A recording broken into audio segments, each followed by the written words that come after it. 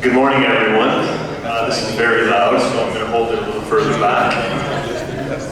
Thank you so much for coming today. I'm going to see if I can drive this a little bit with my fingers. There's a little pointer.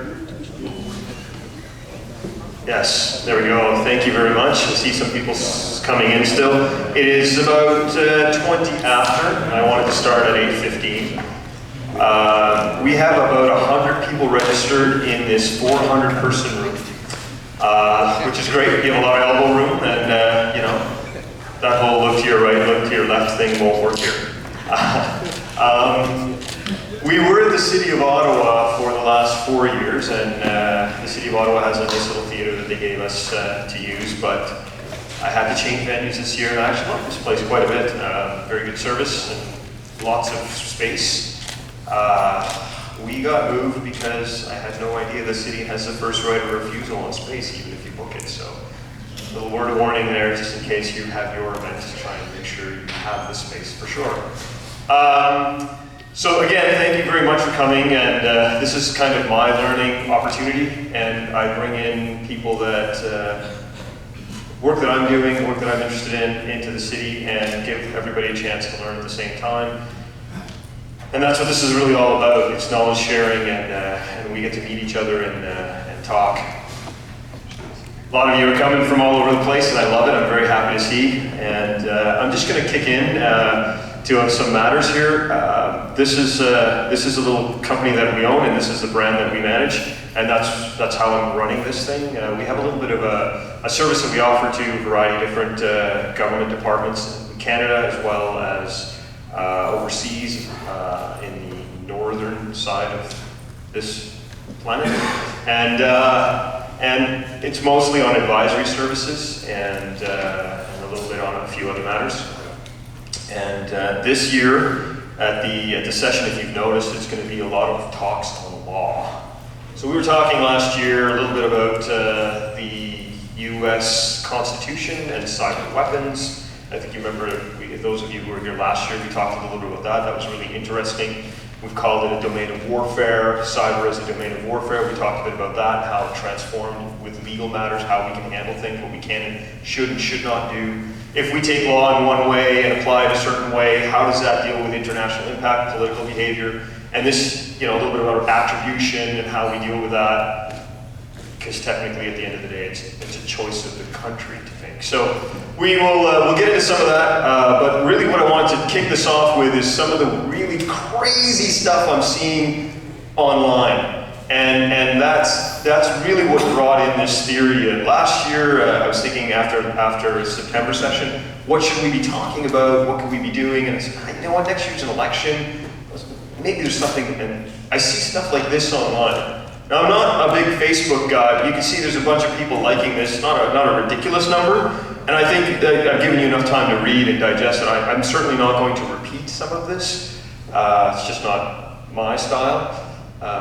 But, there's some really interesting things there, and as much as you may not like your government, I think the way to deal with it is through voting and not crime. Otherwise, we're no different than some other crazy countries that we have a hard time negotiating with and dealing with. This is very interesting. And so this rise of violence, extremism, is something that I met Phil on, and he's 17 years with CSE, 15 years with xCSIS, retired, and operates a company called Borealis Threat and Risk.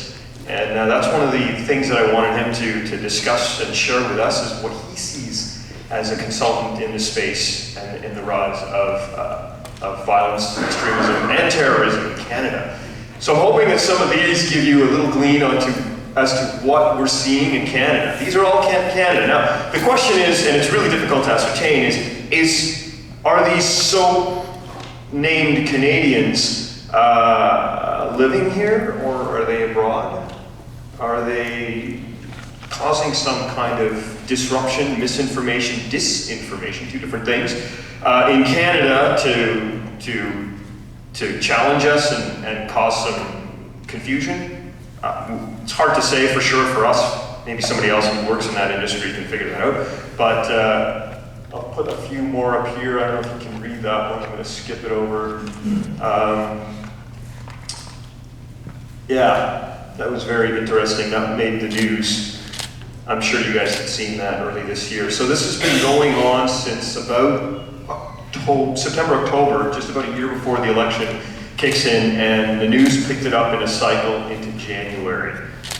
So it took a few months, I would say a good 4 months, before the news cycle picked it up to say, wow, somebody's calling Canadians domestically located or organizing little group events outside of their homes and where they live to almost create some kind of an uprising. I think that one is really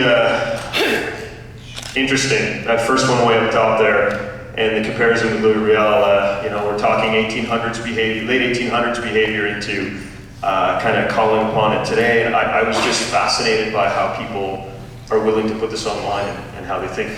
Maybe from a logistics perspective, I know when I go to conferences, I take a pile of pictures of my presenters' sessions. And if you want to do that, I'll make sure that when I am presenting, and I'll ask those that are as well, that when they're motion slides or packages within there that come on so that we can carry your attention, we'll let you know when the slide is full so you can grab a full picture instead of 7 little pictures along the way.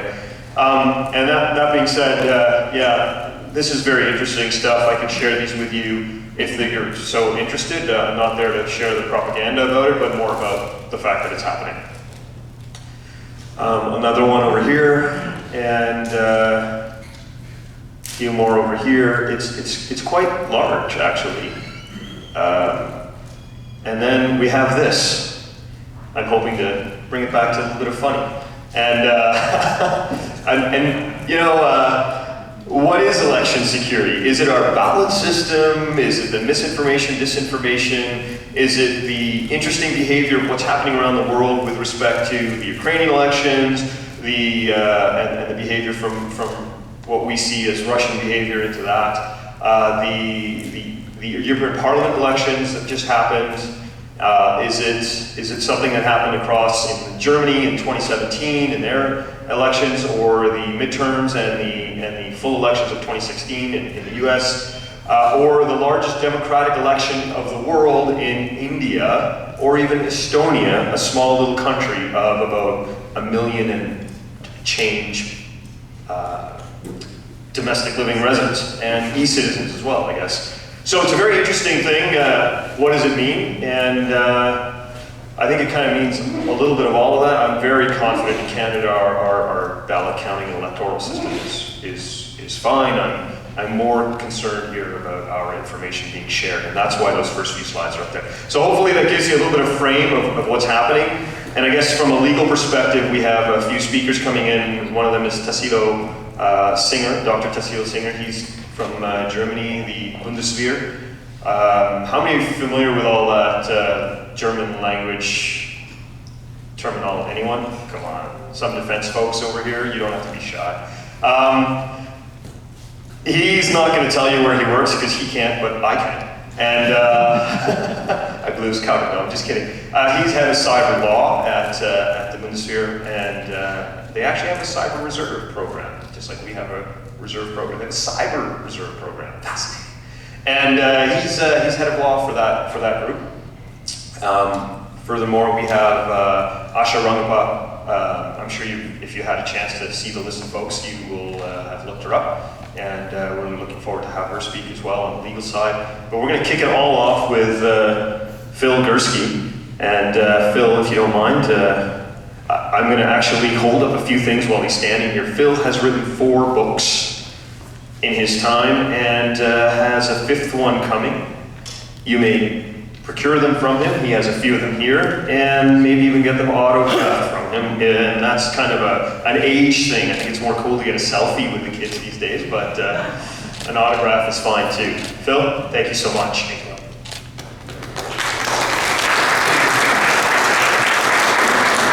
I do want to thank Neil for inviting me here today, and I must admit that when the invitation was first bandied about, I was very hesitant to accept this when I found out what the topic was going to be. It's a little bit out of my laneway, and I'll explain why I mean that. So I normally tend to talk about things like terrorism. I'm a terrorism guy. That's not the same as saying I'm a terrorist. Please make that distinction very, very carefully. I'm sick and tired of being secondary to U.S. Customs every time I try to cross the border because of what I've done for a living. But I agreed to come here today to talk about what I think are the threats to Canada in an online environment, including elections, but not exclusively involving elections. So I'm going to talk about sort of how I see this thing developing, and I think more importantly, what we can do about it. So, full disclosure, I'm a former intelligence analyst, as Neil made clear in his introductions. I'm not a technology guy, I'm not a cyber guy, I'm not an elections expert, but I do have an awful lot of experience in understanding threat, how it's manifested, and then what we collectively as government, as civil society, as law enforcement intelligence services can do about it. So I just want to kind of share some of my thoughts with you on those topics in the first hour this morning. I'd also like to make clear that if you have any questions or comments, just shout them out. I mean, if you want to wait till the end, that's up to you. I tend to do this very, very informally. It's funny, Neil asked me, where are your slides? I said, what are slides? I never use slides when I talk. Maybe it's part of having worked in intelligence for 30 years. You don't want to leave any traces behind you. But I'm just going to talk, hopefully in some kind of cogent fashion. But I do highly recommend and encourage you, if there's anything that I come out with that you vehemently disagree with, or you want to explore further, just feel free. Let's make this as informal as possible. I like what Neil said at the beginning. This is an opportunity to learn from each other. A lot of people in this audience are probably a heck of a lot smarter than I am with respect to some of these topics. And so if you've got things to contribute to the general conversation, don't be shy. I want to emphasize that, because it's the dialogue that counts here, not the monologue on my part. So I'm old. I've been at this gig for quite some time now. And I was struck by a comment I heard on Monday evening. I went to a talk downtown that's given by the chargé at the U.S. Embassy here in Ottawa. And he was reflecting back on his career in the U.S. Foreign Service. And he started his service in 1989. I was already a veteran of 6 years in intelligence by that point. I didn't tell him that, but I wanted to make him feel bad. But he started with a really interesting statistic. In 1989, and I don't know where he got his numbers from, maybe he was well off, there were approximately 10 million cell phones in use. I don't know if that's international, I don't know what the figure was. Whatever it is, 10 million. How many cell phones are in use today? Billions. Billions, right? And to me, it's fascinating to look back and see how much things have changed. I was having coffee this morning with an old friend of mine from CSE, and I said to her, I would never purport in 2019 to even guess what CSE's focus is. So Communications Security Establishment, because the CSE that I left when I joined CSE in 2001 was a very, very different world, a very different organization. In 2000, when I was still working at CSE, we were just starting to worry about the internet as a collection platform. Prior to that time, there were other ways to get information, and we were struggling with, what is this new medium going to do for us? How do we collect it? How do we process it? How do we mine it for intelligence? How do we extract the information the government needs to understand what's happening in the world? And it was a huge problem at the time to try to wrap your head around this free and open system. The other thing that I think is quite remarkable is, how many remember when Al Gore invented the internet? You're all there, right? What was the general feeling at the time when this new technology became available to all? It wasn't free, you had to pay for it, but you know, I remember Freenet here in Ottawa, a long time ago, the older ones in the audience. There was this incredible sense of optimism as to what this technology would do. Right? It wasn't government fettered, it wasn't driven by all kinds of regulations, it was very much all over the map, very much in the developing stage. And I think a lot of us thought, wow, this is great. This is a way for people to be informed and to inform others. This is a way to share information, to share views, and the internet will make the world a much better place. And in large part it has. I mean, we'll talk about the negative parts of the internet in a second, and social media, but I think you have to agree, the international system that allows me to Skype with somebody in Dusseldorf instantaneously, for free. Remember, I'm just an old retired guy on a fixed pension here. I can't afford to be calling somebody long distance in Dusseldorf. Is amazing. And this was unthinkable in 1989. I remember my wife was then my fiance, was living at the U of T in Toronto. I'm in Ottawa. I won't tell you what my Bell phone bills were like in the late 1980s. They were astronomical. I fast forward to today, and of course that's all irrelevant because we're Skyping back and forth. It's just a whole different world. So there was an incredible optimism about the advent of the internet, the advent of this new international system that allowed for the free flow of ideas, allowed people to share their views, to have debates. There was a lot of hope that this system would maybe shed some light into some of the darker corners of the world, autocratic and despotic regimes. Although I found an interesting news item just this morning. Russia is trying to get Tinder and all kinds of other social apps to agree to give information to the Russian security services in the name of national security, as if Russia needs to know who you're dating, right? So this technology that is supposed to be this great opening for all of us, we know how, in fact, it's been used for nefarious purposes, which is a topic of this conference today. And this isn't the first time that technology that had an incredible sense of empowerment and changing the way we do things was used for ill purposes. So, Alfred Nobel, what's Alfred Nobel known for, aside from the prizes? Dynamite, right? Alfred Nobel invented dynamite, late 1800s, whatever, amazing technology that transformed mining. Instead of a bunch of guys with pickaxes hitting at rocks, we could blow shit up and get to the good stuff faster. What else was dynamite used for? It was one of the tools of choice of anarchist terrorists in the late 19th and early 20th century. I was just reminded that there's the first car bomb attack in history took place in New York City in 1920 by an Italian guy called Buddha, not as in the Buddha guy with the big round guy that you pray to, who was pissed off at something, and he loaded his cart with dynamite and iron shavings, and he set it off downtown New York, killed 40 people. He was an anarchist. Fascinating book called Buddha's Wagon was written a few years ago by a man, I think his name is Michael Davis, talks about this as the first car bomb attack, and it was a guy's cart. So the reason I bring this example up is it demonstrates that technologies that can transform the way we do things can also transform the way we do things in very, very nefarious ways. We're here to talk about election security. And as I said in my initial remarks, that's not really my specialty.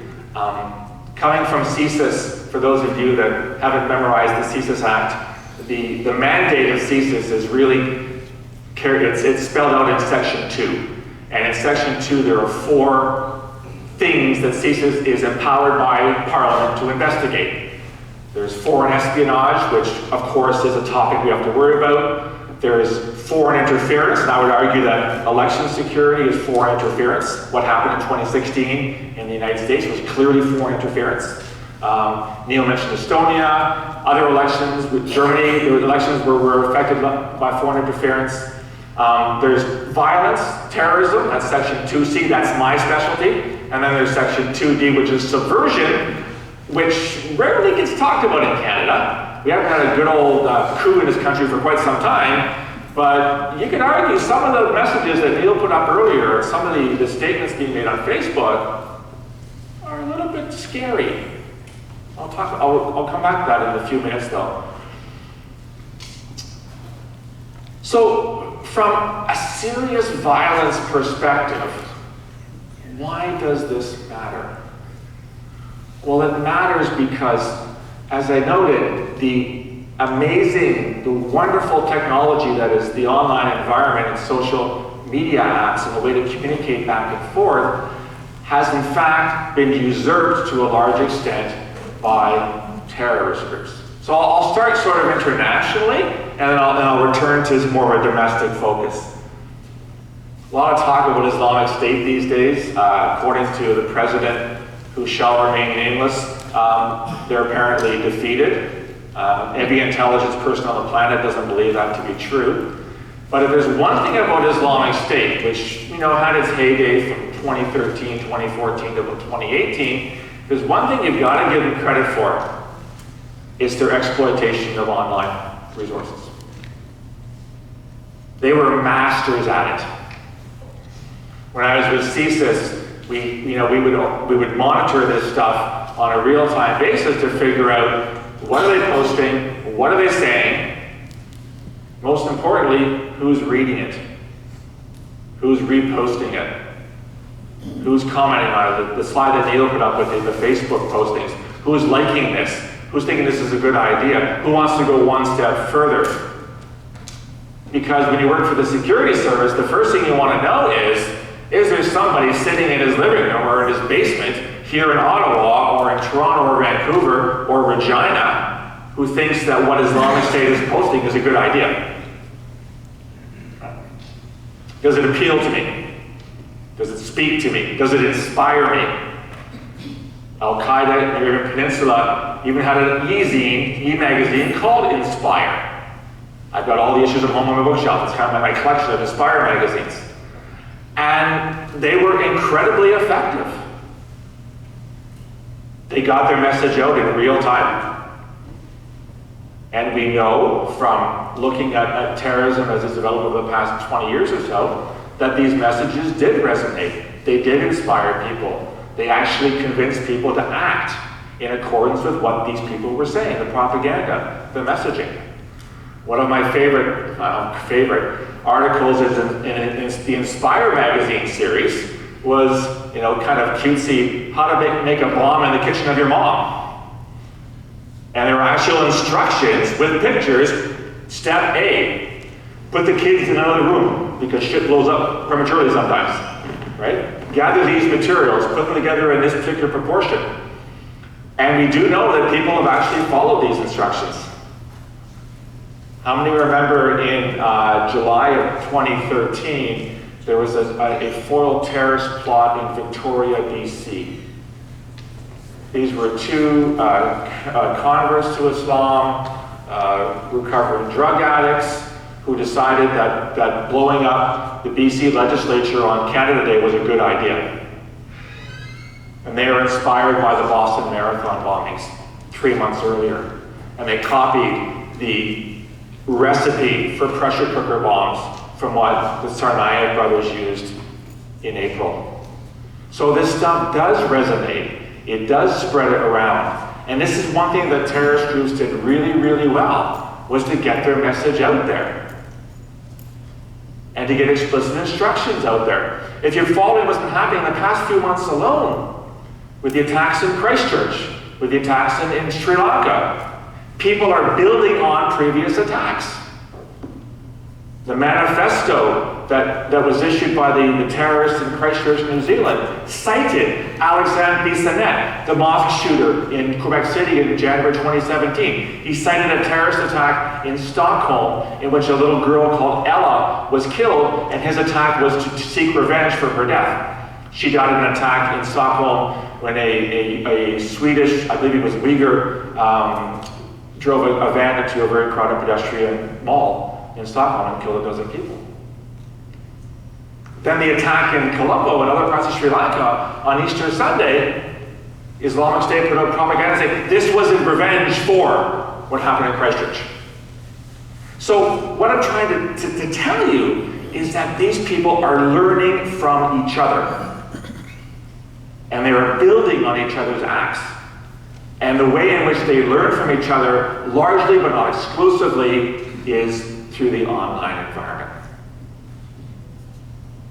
This sounds all very, this is very heavy stuff for 9 o'clock or 8:30, whatever the hell time it is, on a Wednesday morning in Ottawa.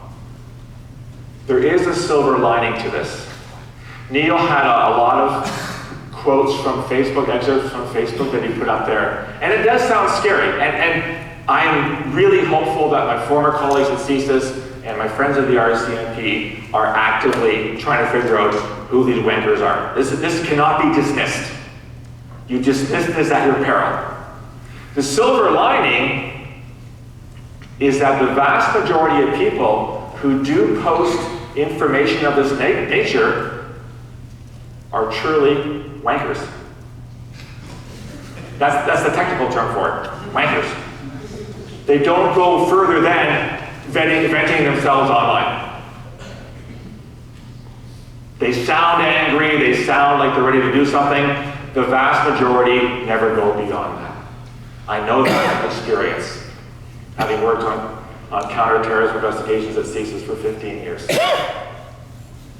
The challenge lies in which ones are not going to be satisfied with posting things online. That's the problem you're trying to solve. Because you don't have the resources to monitor all the wannabes. All the guys that will be, big man online and a complete loser in life that has as much chances of carrying on a terrorist attack as the Sens do winning the Stanley Cup next year, i.e. 0. Okay? Unless Eric Carlson comes back, blah, blah, blah, blah, blah, blah, blah. Okay?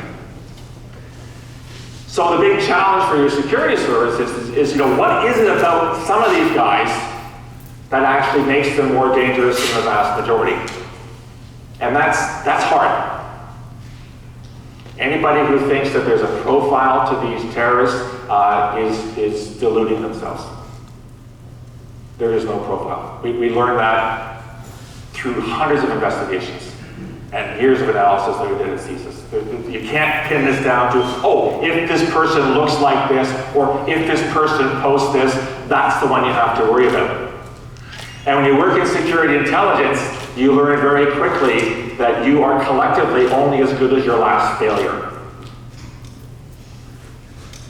If you drop tools, if you down tools on somebody, or you end an investigation for whatever reason, and it turns out that person was the real McCoy who went on to do something, nobody cares that you went through a process to make that decision.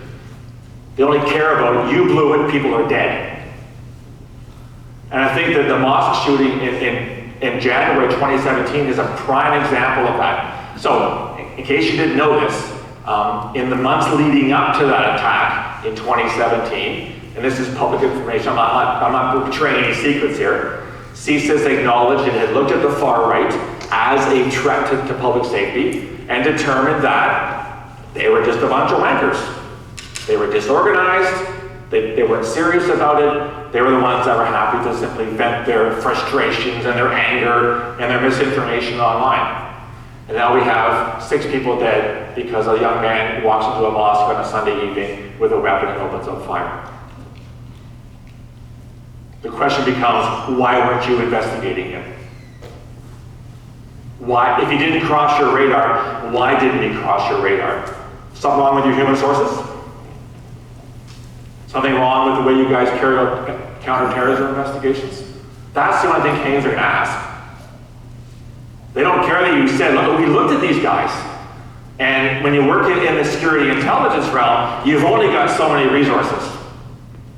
A lot of us in the post 9/11 period made out like bandits after 9/11. We all got more money and more resources. I think CSE, when I left CSE in 2000, we were about 1,000 people strong. I think it's about 2,000 off what I can gather. And xCSIS grew exponentially after 9/11. Those days are over.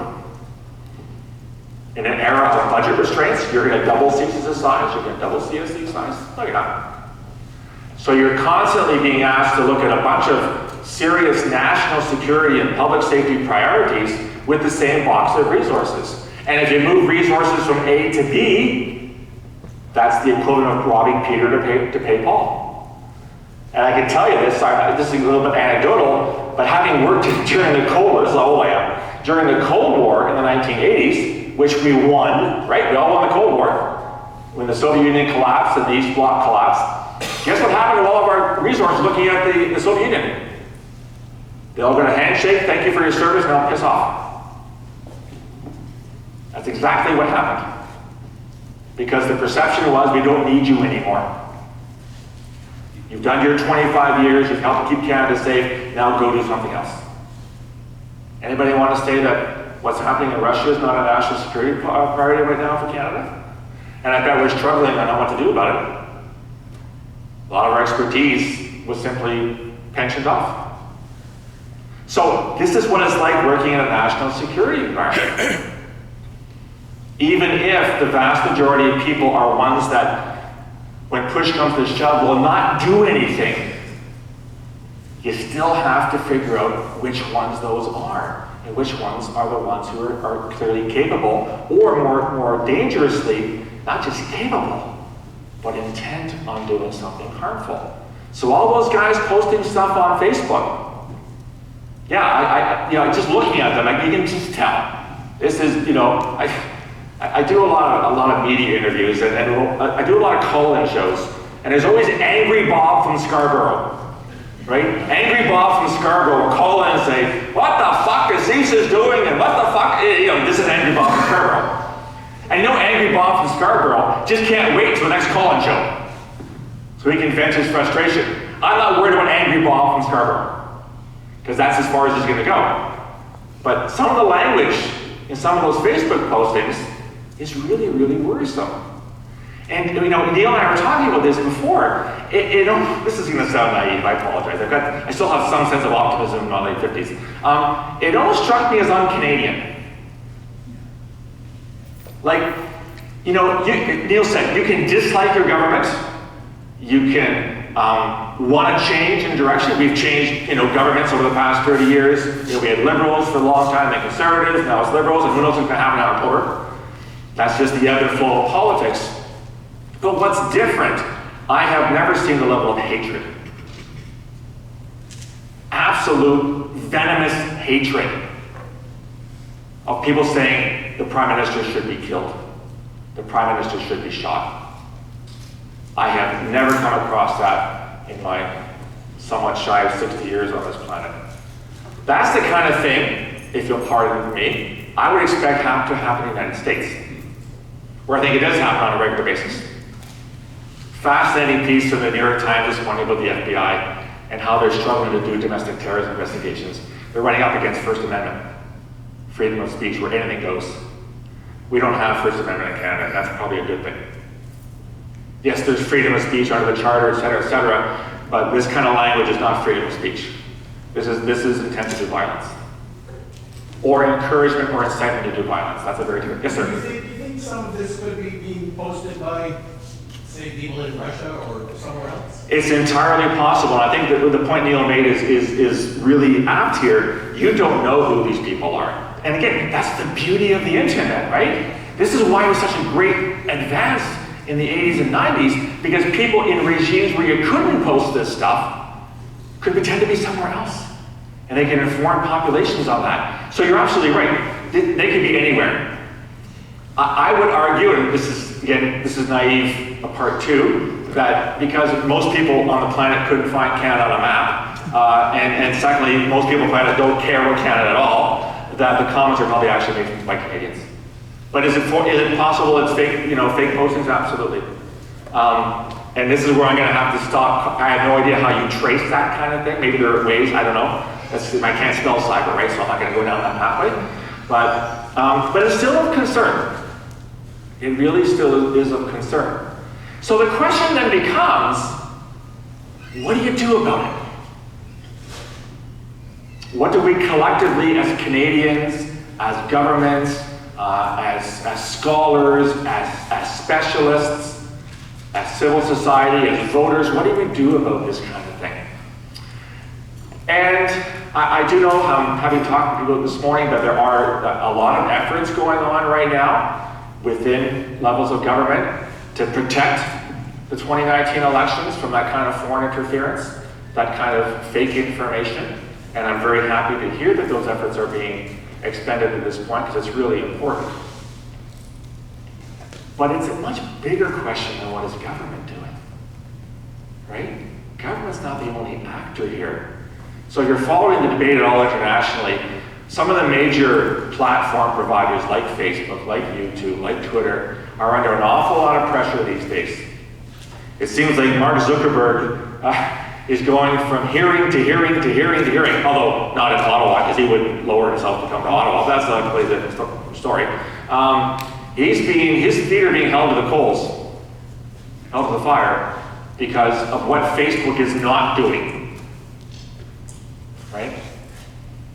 If this kind of information is permissible on Facebook, we've got a problem. We collectively as society have a problem.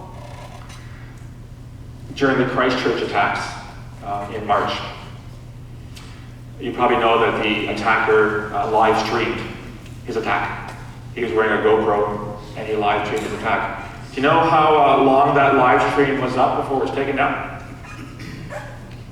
17 minutes. You know how many people repeated it, shared it in the intervening and the subsequent hours and days? Probably millions.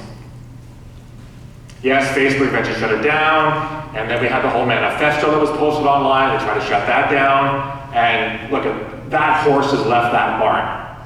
Once it got there, forget about it. You're not putting the horse back in the barn, right?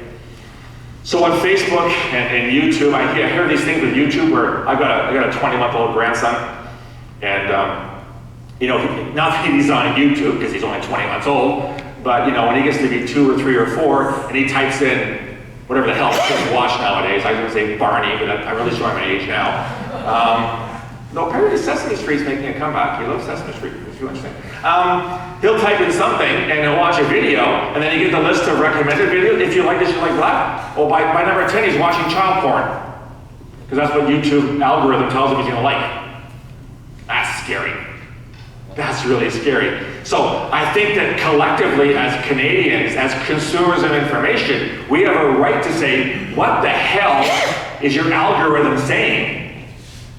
Where a 4-year-old is exposed to child porn while watching Sesame Street. There's something wrong with your algorithm to start with. And you know, again, I don't want to belabor this point because I can't spell algorithm, but clearly there's a problem with how it's being constructed, okay? So they're working on that apparently. Now artificial intelligence is going to solve this problem for us, yada, yada, yada. Well, it's not solving the problem for us. Then there's to say, well, we'll hire more people to vet this stuff. We'll get more eyeballs on material to determine what should be taken down and why. Well, there are problems with that. First, who decides? Who decides what's objectionable? I think we would all agree that an Islamic State beheading video probably shouldn't be online. What about the stuff that Neil put up earlier? Is that borderline? I think in Canada it skirts definitely being illegal. In the States would probably be, no, that's First Amendment, that's protected. So who do you empower with the decision making to do that? And there's a complicating problem. I read an article in the last few months or so where a lot of the people that are being paid to eyeball this stuff, they're getting 2 predominant reactions by the actual humans in seats that are being paid. Oh, and by the way, they're given 15 seconds to make a decision. And if their production falls, they're taking a task for it. So look at this video, 15 seconds, you know, thumbs up, thumbs down, whatever. That's how long you have. The 2 reactions they're finding, one is extreme PTSD. People are having to view some truly heinous, disgusting material online and make a decision on it. And the more they're exposed to it, the more they're actually, it's terrible. I mean, you know, okay, simple example. You're the child porn guy on Facebook, and your job is to watch child porn from 8 to 4 and decide which videos should be taken down. Anybody want to volunteer for that job? That'd be the worst job on the planet, right? The second reaction, this I found really interesting. There's a certain percentage of the people that are paid to do this who begin to adopt the causes and the ideologies of the material they're taking down. So in other words, if you watch enough neo-Nazi videos online over a period of time, you start to sympathize with the ideology that you're being paid to take down. And there have been anecdotal reports of people trying to recruit other people within the office to abide by and support the same ideologies as well. So in other words, in a very kind of perverse way, Facebook is acting as a recruiter for the violent movements it's trying to take down. It's kind of interesting, isn't it? Who would have thought that? So clearly, the problem has not been resolved. And one could ask, is it even resolvable? I don't have an answer to that question. We know that in Europe, for example, the European Union is leveraging massive fines on social media platform providers if they don't take this stuff down in a very expeditious way. We're talking like millions and billions of euros. So there's now a standard. If something appears on your website, you have, and I forget what the time is, an hour to take it down. And if you don't, you're going to be fined for letting it stay up there. And then, of course, you have the multiplicity of platforms. It's not just Facebook and YouTube and Twitter anymore. You probably, in the wake of some of the far right attacks, there's like 4chan and 8chan. How many other chans are out there? There's all these platforms that speak to this subculture of far right white supremacism, the so-called identitarian movement, my favorite. Soldiers of Odin. This is a group that started in Finland and now has a presence here in Canada. These are people that watch far too many DC Marvel movies and think that Odin's coming back one day to save us all from the immigrant hordes, or whatever the hell they call them. But as you have this incredible, I think, dispersion of information across more and more platforms, which makes it virtually impossible to tamp down on it. So I'm not excusing Facebook, I'm not excusing YouTube for what they're not doing. We've learned a very valuable lesson over the past couple of years. And this is a notion that Facebook would regulate itself and YouTube would regulate itself. Well, how's that working for you so far? Clearly not. The free market. Adam Smith is maybe, rejoicing in his grave now, what we've constructed. But the system as it is not working. This is why you're having governments intervene. This is why you're having the imposition of regulations. There was an article I read recently that says that they should actually ban Facebook and then reinvent it because it's gotten so bad. But again, it's important to keep this stuff in perspective. I'm going to assume, hands up, how many people are on Facebook? Okay. What do you use Facebook for? I use Facebook to post pictures of my grandson and my cottage. That's all I use it for, right? And I'm assuming a lot of you do the same thing. It's about family photos, it's about things like that. I'm assuming, he says optimistically, that no one in the audience is using Facebook to post neo-Nazi videos. If you are, don't raise your hand, okay? So, but it is important to maintain that this is still a fairly small problem, especially in a country like Canada. I think we tend to conclude that because this is a big problem elsewhere, it's a big problem here. It is a problem, and I think it's important for us to recognize that and to put in place the right people and the right agencies and the right regulations to deal with it. But let's not overemphasize, and Neil raised a point about not wanting to repeat some of the stuff that was posted online. Let's not give the bad guys too much credit for what they're doing. I can give you analogies on terrorism, I won't, but the problems that we're faced with here are substantially smaller than the problems other countries are faced with. And that's a whole debate as to why Canada is different. I'm optimistic on that front. Doesn't mean you can ignore it, but it is a fairly, I won't use the term limited. It's just in terms of sheer numbers, we don't have the critical masses we have elsewhere. Could that change? Absolutely. And I think what you're seeing with the 2019 elections, you are seeing a very disturbing rise in anger, and you're seeing a very disturbing rise in hatred, which again, I have never seen before. And what's interesting to me, can you imagine a Facebook post analogous to the ones that Neil put up in which Andrew Scheer was the target as opposed to Justin Trudeau? It's possible, but unlikely. And what I say that because the audience that would post shit like that and like it and save it and repost it come from a particular part of the political spectrum, you know, very far right, and you don't see similar levels of hatred and anger on the far left. Not yet. Again, never say never. I hate people who try to predict things because they're usually wrong. Right? So it could change, but something would have to really change in Canadian society for people that you would say were far left to engage in this level of hatred and absolute poison online.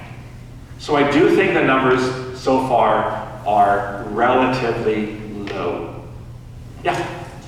Part of that is the example set by Donald Trump, where he's sort of given people permission to speak in a way that we previously found out acceptable. It's so prevalent and in your face every day. Has that just unleashed this beast? There's a reason why I named my cottage a no Trump zone, because I don't want to talk about that asshole in my cottage. But you raise a good point, and this is somewhat contentious. So you saw the Senate hearing a week ago.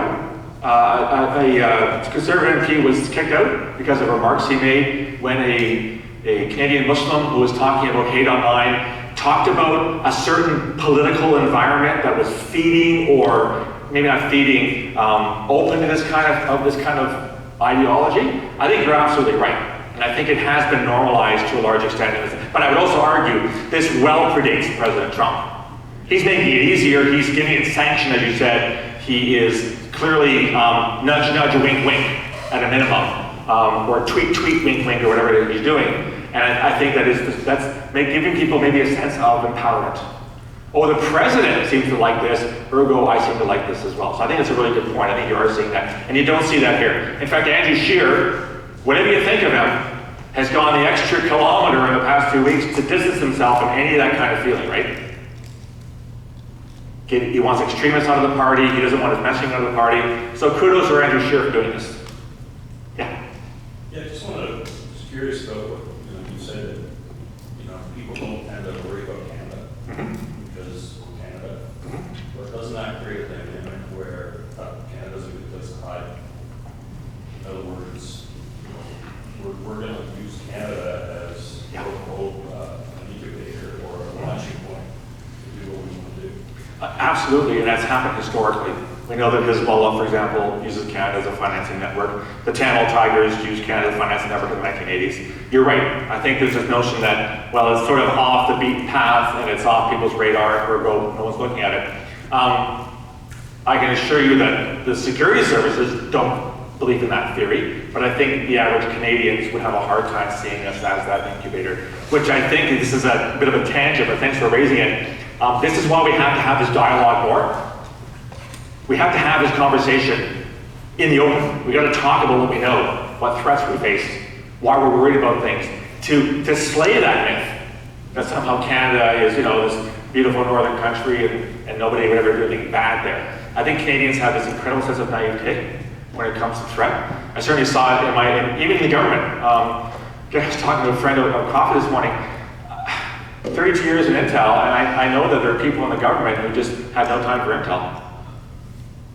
Because it was saying something that was counter to the Canadian narrative. That we don't have threats here. That it's not important. And I always found that sad. I'd go to the UK, US, where they had a very robust intelligence culture, where it meant something. And I found here it was most largely dismissed to a great extent. But I want to get back to sort of wrapping up here. So what do we do about this? Yeah, you put pressure on Facebook, put pressure on Twitter, YouTube to change their algorithm. I just wanted to add to that. Sure. The New Zealand attack, right? It was an Australian who went to New Zealand. Correct. Right? Looking, seeing the culture there is less guarded. Correct. Right? So I mean, we could suffer the same type of. That's that's an interesting point. If you couldn't hear this gentleman, he talked about the fact that the Christchurch terrorist came from Australia. And we know from some of the writings, some of the posts, that he actually sought to go to New Zealand because he thought it'd be easier to carry an attack there. Because of New Zealand's naivete, New Zealand had never suffered a terrorist attack. Whereas Australia had suffered several in the last two decades.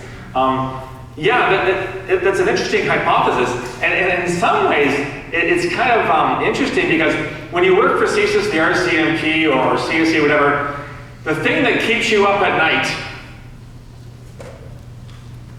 is the possibility that a Canadian crosses the border, i.e. our southern border, and carries out an attack in the United States. This was the nightmare of Ahmed Rassam in 1999, the so-called millennial bomber, who was stopped at a border crossing between BC and Washington State on his way to LAX, Los Angeles Airport, to carry out an attack. This was our concern in the minutes and hours and days after 9/11, when there were allegations that the suicide bombers came through Canada, an allegation that Hillary Clinton repeated as a presidential candidate in 2016, that some of the bombers came through Canada. I can tell you that in the first 6 to 8 weeks after 9/11, that's all we did at CSIS, was run down every single possible lead, that any possibility that any of those people had any links to Canada. Because had it been true, and it's categorically false, had it been true, you wouldn't be getting across the border anytime soon.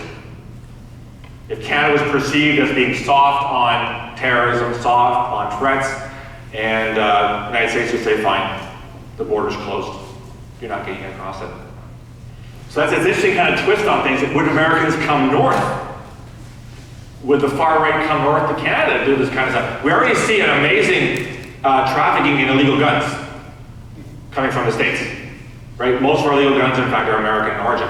Would we see an analogous movement amongst the far right? I sincerely hope not, but it's something that's really interesting. So we can put pressure on the Twitters, the Facebooks, the YouTubes of this nation internationally, and they're doing some things right, some things not so right, and maybe there are some limitations what they can do. But to me, there's a bigger role for like the average person in Canada. What do I mean by that? When you work in intelligence, the critical thing that you protect are sources and methods. Where your information comes from and how you obtain it. And when you talk about sources, what you try to do, what you have to do as an intelligence service, is to determine, is my source of information correct? Or is the person lying? Whether it be a human source or intercept, doesn't matter. Is the information accurate? Is it true? I've learned over my 6 decades that people lie sometimes, for all kinds of reasons. Is my human source lying? You want a classic case of a human source lying that led to a tragic foreign policy decision? How about the US decision to invade Iraq in 2003, based on a human source that said Sudan had weapons of mass destruction? So-called curveball. I remember the time that CSIS we were being asked, do we support the US conclusion that there are weapons of mass destruction, and in my case links to Al-Qaeda? The answer was no. We don't see the same thing happening. Our sources aren't telling us that kind of thing. So the Americans relied on a source that said, yes, he has this, and that wasn't the only thing that led them to invade Iraq. There were all kinds of other decisions, other kinds of factors, but a highly placed, or so-called highly placed human source led them, or helped them to make the decision. So you've got to determine the accuracy of your information. How do you do that? You corroborate it. Multiple sources. Sometimes you can have them do a polygraph, and there are strengths and weaknesses to polygraphs. I'm not saying we need to polygraph Canadians on Facebook. That would be a little bit too far, perhaps. But the point I'm trying to make here is that as consumers of information, as Canadians, whether it's the election or anything else you read on Facebook, the first question you need to ask yourself is this bullshit or not? Is this information accurate? If it's not accurate, what is the motive behind posting it? Very famous case in recent years in the United States that you may or may not have heard of. You all heard of Alex Jones? Bit of a slime dweller. Alex Jones reported on his show one day that the Clintons, Bill and Hillary, were running a child sex ring in a pizza parlor in DC. Stepping back for a second, I'm thinking, highly unlikely. Never say never. Highly unlikely the Clintons are running a child sex ring at a pizza parlor. Except Billy Bob in Tennessee followed Alex Jones, and Billy Bob said, "Oh my God." And Billy Bob got in his F-150 or whatever the hell he drove from Tennessee to DC, fully armed to the teeth, entered the pizzeria to rescue the children from the child sex ring. Now, thankfully, no one died. Billy Bob found there was not a child sex ring, there was just really probably shitty pizza. Okay? So he didn't kill anybody. But the point is, why did Billy Bob assume that Alex Jones was telling the truth? Because Alex Jones' relationship with the truth is tenuous at best. So the point I'm trying to make here is what we need to do as a society, whether it's governments or schools or just generally speaking, we've got to teach people the critical thinking skills to say, is this true? My mother, God rest her soul, used to buy the National Enquirer. I loved reading it as a kid, in the days when it was funny and completely false. You look at it now, it's all about the Clintons and actors who are dying and having affairs. The National Enquirer was funny in the 1970s. There was Bat Boy, and there was my favorite article of all time. They found the last survivor of the Titanic. He's been living on an iceberg for 87 years. He says, "I'm really tired of eating fish." That was funny. But we knew it wasn't true. At least we thought it wasn't true. And it had these fake photos. It was really well done in the 70s. So why aren't people asking themselves the same question nowadays? If I read something on Facebook or read something online, I see something on YouTube, is this information accurate? How do I determine that? Well, look who's posting it. And is it corroborated from multiple sources? Act like an intelligence officer or an intelligence agent. Figure out if there's other things that support that theory. And if there aren't, then your spidey senses should kick in. This might not be true. So that is the challenge that I would say Canadian society has. We need to teach digital literacy. We need to teach people to ask very simple questions. Who's posting it? Why are they posting it? Is there an agenda behind this? Is it true? So that when we're coming up to the election in this fall, and people are consuming information on their social media platforms, ask yourself those questions. That you guys, I'm preaching to the choir here. You guys get this. The challenge for all of us is, how do we get this information out there? How do we get people to actually question the information that they're consuming? Because the problem, because you're not going to you can't put a box on the information. There's far too much of it out there. You can't keep taking down videos, taking down posts, because that's whack-a-mole. That's information whack-a-mole. And that game, first of all, you never win that game at the fair, because the mole keeps appearing where he shouldn't, and the information keeps appearing where you don't expect it. So that's the challenge I would leave to all of you. Whatever your functions are, whether it's the government or private sector, we've got to come up with a plan so that Canadians think critically about the information that they're consuming. They reject the crap, like the stuff that Neil posted online, as being partisan, some guy venting anger, some guy that's clearly just a real jerk, or whatever. You set that aside, and you agree to focus more on what are the issues, what is the real information, so that people make a conscious, deliberate choice, and they mark that ballot in October of this year. That's not an easy thing. That's not an easy task to lay before people. I think it's really challenging. What's the alternative? Yes, sir. Can I add, what I've seen is people that we know are intelligent and think straightly, reposting some of this stuff because politically they happen to think one way or the other, and not understanding how that feeds the extremists that maybe really take action. I would argue, and this is where you're going to probably lose family members and lose friends, you call them on it. That's what I try to do. You say, you know what, that's bullshit. And I can't believe you reposted that. I've got relatives that happen to have political views that are quite different than mine. And it's civil so far. But if it ever got to that point where they were sharing information, I'd say, well, why would you do that? You know that's patently wrong. Or if you don't know what's wrong, we need to have a conversation. Because if you think this is true information, if you think the Clintons are running a sex ring at a pizza parlor in Washington, D.C., we need to have a talk. Right? Again, that's an extreme example. But it goes to show what happens when fake information is put out in a large audience. One person decides, I'm going to be the hero today. I'm going to save the kids from being exploited. So I'm not trying to say that that's the ultimate scenario in all of these cases, but that's the potential we have to worry about. So call them on it. Just say, you know what, that's not right. And you shouldn't be repeating that. You shouldn't be reposting. That's part of digital literacy. This environment's not going away. Even if they shut down Facebook, it's not going away. So I think that, I would argue that as citizens, that is our, not just our duty, it's our obligation to do this. I'm just the next intelligence guy that kind of understands the way the sources work. But we all understand the way information works, the way that it's spread. So the task is before you. Good luck with that.